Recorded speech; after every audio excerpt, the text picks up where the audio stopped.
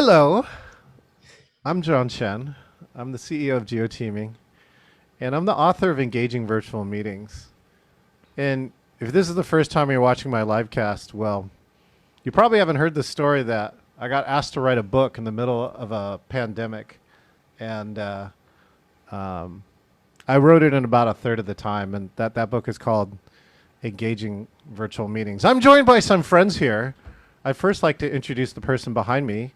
That would be Donna. Hi, Donna. Hello.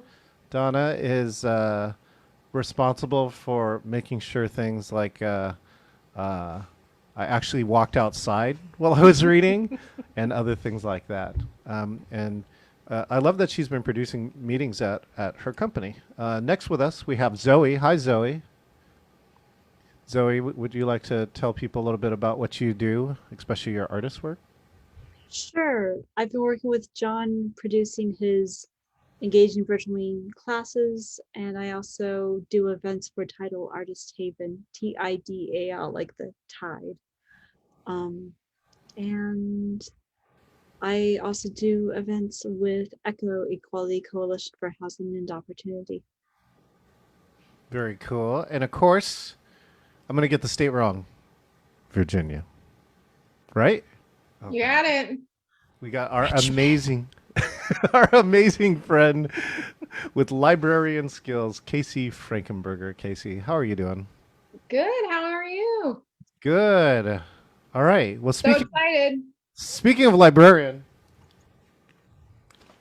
this is it. I'm going to unbox this thing for the first time. And I sure hope it's a book. Otherwise, this is going to be the weirdest live cast of all time. All right, here we go. 3, 2, 1. This is how I get stuck doing Amazon packages that have been arriving all through pandemic. 2001 music. Da, da, da. This is better than Baby Yoda. Ta-da! Oh my God! It's actually here. It's an invoice for 50 bucks. All right, that's very cool. Let's take a look. So, can anybody name the 4 people on the cover? I know 3 of them. I know one is Jen gone, right? Gone, you're done. Yeah, GD, Jen GD. Right. Is that the one that you're pointing to, right? That's the one I thought it was. The story behind this is that it was a martini glass originally, and they changed it to red wine because it would be more business apropos. Yeah. Okay, who else? Jen Hoyer. Jen Poyer here from Catalina Island, California. Catalina Island. Okay. And Robert Ferguson. This is Robert with hair.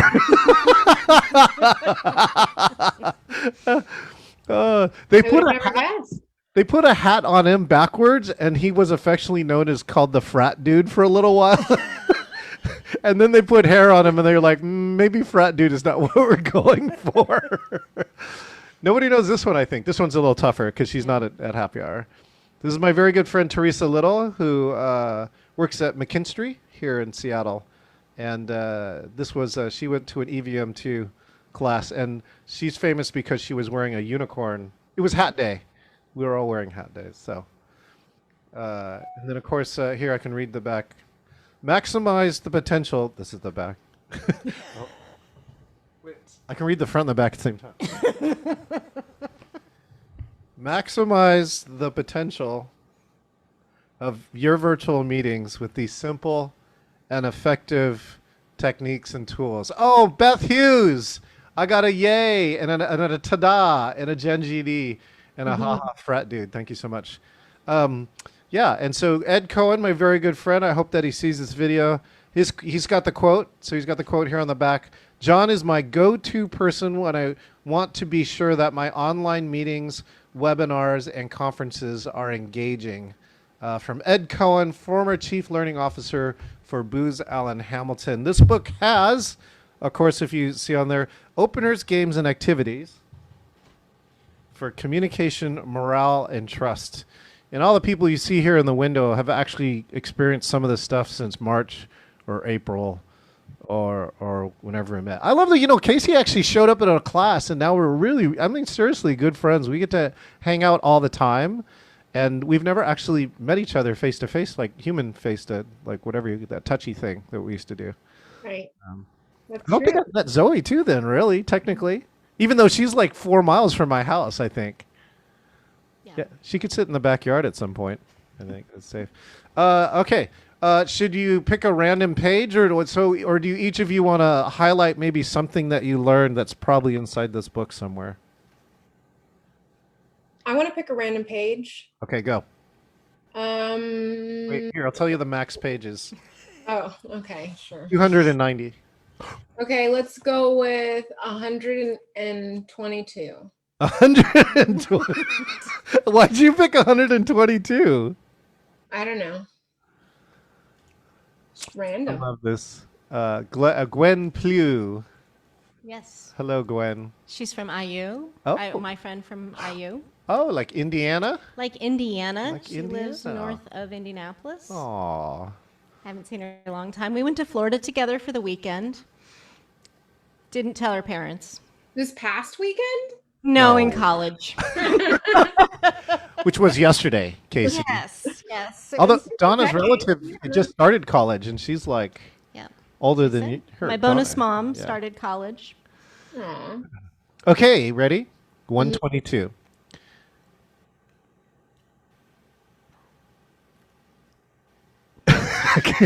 I keep trying to do a freeze. Chat openers. Teach attendees where the chat feature is and get to know each other and find out something about every attendee.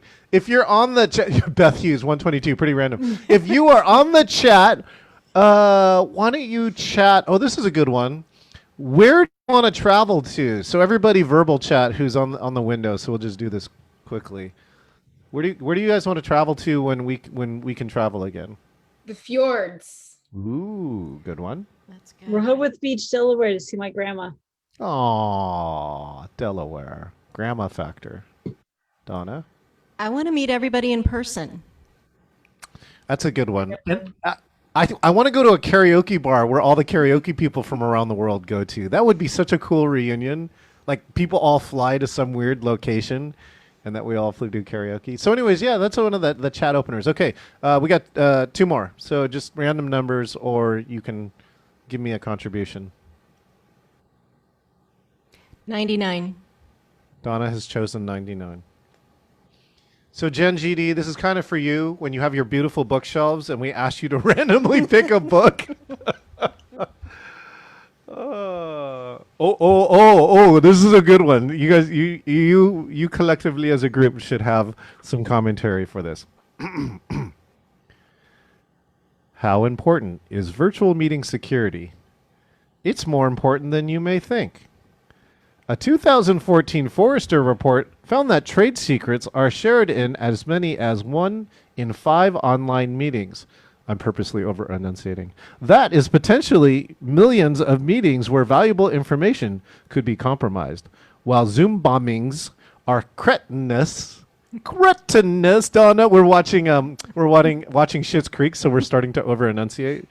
While Zoom bombings are cretinous, they are nowhere near as nefarious as someone tuning into your call and simply taking notes.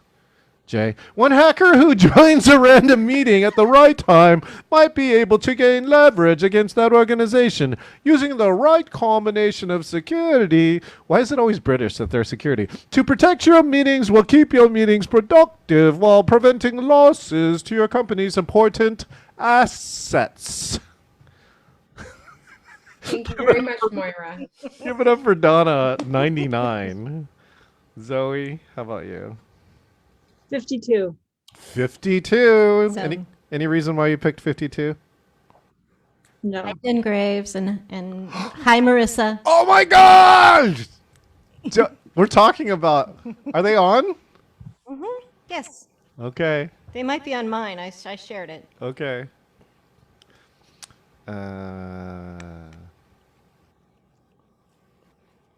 Oh yeah, here we go. Okay. Zoe picked 52.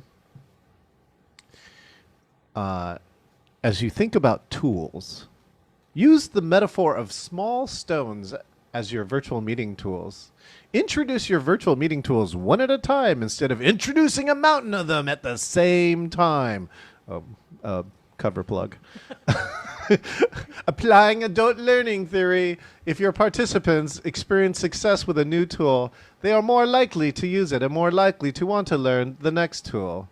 Think about staging your tools. Do not introduce all of your virtual engagement tools at once. For new participants, this is overwhelming and threatening, and they will consider not coming back. Instead, show 1 or 2 tools after you feel your participants have mastered the existing tools they know. Good choice, Zoe. Oh my goodness. This is weird. I'm not gonna lie that I'm actually holding this thing in my freaking hand. It's now. Congratulations, John. Oh, thank you, Zoe. It is now. Well, it's available on Amazon. Actually, we're 9 days ahead. We're 8 days ahead of Amazon.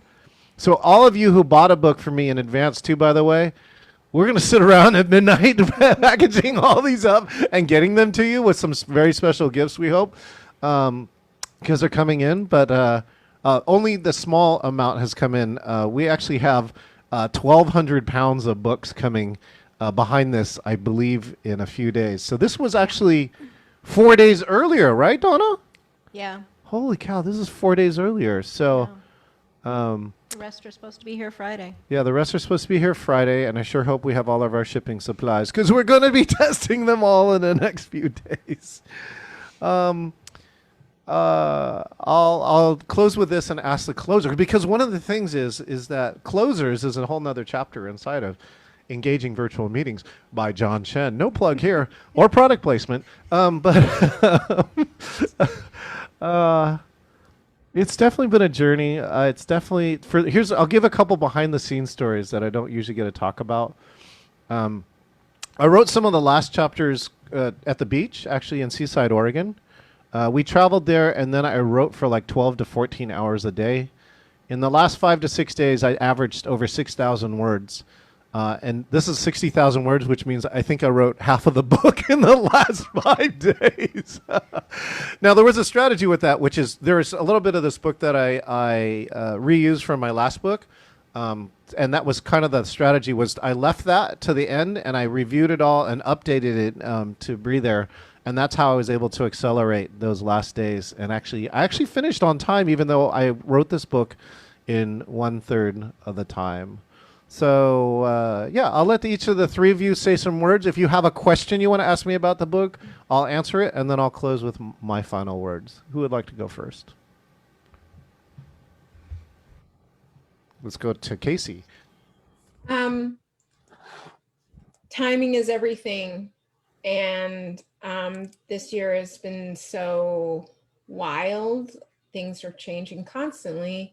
And I guess my question is there something that you wish you'd had more time to include? Or if you could put an addendum, you know, how some books have that little insert at the back, what would you put in it?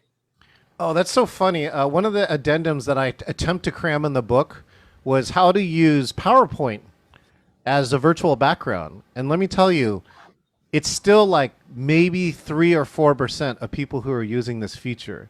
And it's really powerful. I'm in a conference right now, though, and somebody actually got the beta of which is this app that allows you to move video all over the place, but it only works on a Mac that only Casey and some other people, Zoe actually has one. And so I'm going to try and see if one of them can figure it out because I don't have the proper hardware. But anyways, I tried to cram that in the book, and it has a bunch of graphics because you have to tell people how to actually do it. And because the book was almost 80 to 90+% set, they had to throw it out at the end. So for all that stuff is actually going on a website called engagingvirtualmeetings.com, which is starting to form. It's actually up now, but you're going to watch if you hang out on that website. New tips like that one are going to show up that didn't make the book in my attempt to keep this up to date. So side note to that is that we are actually testing features as they come out with Zoom, self-directed breakouts. We were we had an event with 14 people 6 to 8 hours after that feature came out. And let me tell you what a strategic advantage it is to know the new features coming out and have some experience with them immediately. Thanks, Casey. That's a good question. Who else? We're waiting for Facebook Live questions too. Beth can ask a question if she's there. I've got one. Okay, go, Donna. As crazy and hectic as the timeline crunch was and everything else you had going on, do you enjoy writing? Do I enjoy writing? Yeah, I do. And why do I enjoy writing? Well, Donna knows I talk a lot. So communicating, though, is something I think that's really important. And so in writing, I have to approach it differently. And what I love to tell people, why I think Casey's, well, look at Zoe's room, but I think that everybody on screen here are book lovers. And what I appreciate about books now after writing one is that what I tell people, a book is really two books. Oh, yeah, that is the other one. No product placement, 50 digital team building games available on Amazon.com. So a book is a distillation of usually about a decade of somebody's life. So while however long they take to write it, that's usually 10 or more years of experience in it. That's why books are still valuable. That's why paper books are still growing. And I'm not sure electronic books, but they're probably in the 10 to 20% range. They're probably actually gaining a little bit more right now. But that's why books are so important, is because of that distilled knowledge. And that's, if you want to improve your life, read a lot of books. So, and I'm happy. You know what, too, Donna? From this process, because I said I kind of thought about it after this book that I would write, that I would keep writing, and then I kind of like got busy. And that's the easiest thing for everybody who wants to be a writer out here. It's very easy to get busy. Thank you for the thumbs up for those who are on Facebook Live. But if you commit to it and you do it, even if it's a little bit a day, like a blog or something, I think you'll get better at it. So what I commit to do, oh geez, now I'm on video, is that approximately every 18 months, I started writing my next book, by the way. And now if I have 18 months, I have I have 9 times longer than the last book. So I don't know what my excuse will be except waiting and just jamming it into 2 months. But I think that's what I hope. And one thought that I have about it is that if I finished a book every 18 months until I quote unquote retired, I could quote unquote leave my legacy. And the legacy is whatever it is that I'm trying to transmit. And so, yeah, for those of you who do that, if anything, even if you don't write a book, write a journal and write just a little bit every day, and you'll find that it adds up a lot. So, thanks, Donna. Mm-hmm. Zoe? What is your main goal for writing this book? Like, what is the main thing you want the readers to get out of your book? Well, I think this one's easy. I just want people to stop suffering. To be honest, I'm going to be dirt honest, right? There are some people who are just in physical pain, and we're some of them. Right? We're here. Like some days, it's hard being online. Today, I was on a 3-hour conference, and people remarked because they were in charge or part of the leadership team, they were completely focused on the virtual meeting. And it requires a lot of focus, right? As a producer, I think each of you know, it requires an even amount of enormous focus. What you don't see right now is like I got 6 screens here, and I watch all 6 screens during a program. And I think that's, again, what I'm trying to get out of that, to answer Zoe's question. Oh, yeah, there he goes. Thank you, Donna. Donna's now got 6 screen cam. Is that... I don't want people to suffer. Virtual meetings can be good. Virtual meetings can be engaging. Virtual meetings can get work done. I think we've proved that over the past few months. And they don't have to be bad, and they don't have to suck. And so that's really what's happening inside of here. And I've had that notion and some principles over the last 35 years. And this is the first time where it's not just 10% of the people need it. It's 99% of the people need it. Virtually almost anybody online. So thank you so much for that, Zoe. Here's my final reflections with this is that,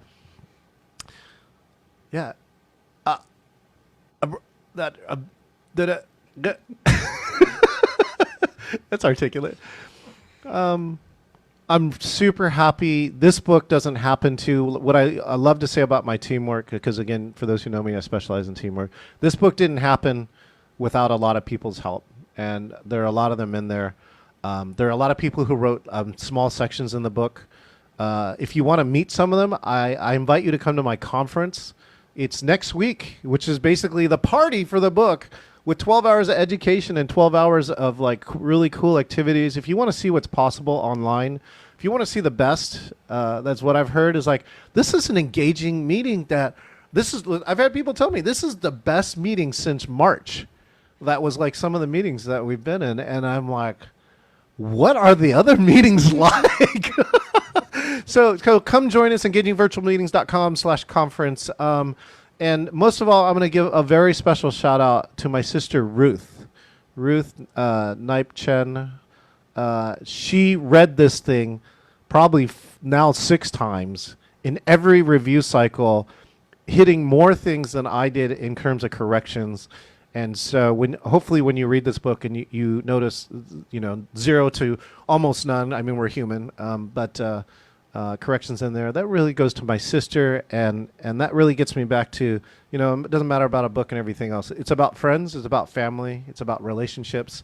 And that's what, Zoe to Ashley probably answered the other part of your question. Engaging virtual meetings. I hope that people who pick up this book find a way to connect to those people that they care about, whether it's your coworkers or your family, right, or your friends. And so with that, we're going to leave you here with you are watching this video. This is the first time that I've laid eyes on this book, and now it's yours.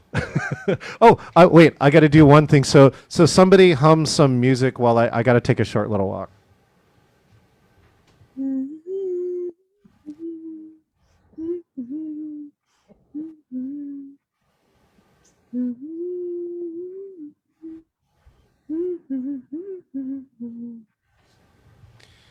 All right, everybody. Let's say bye to our Facebook Live audience. We'll see you later.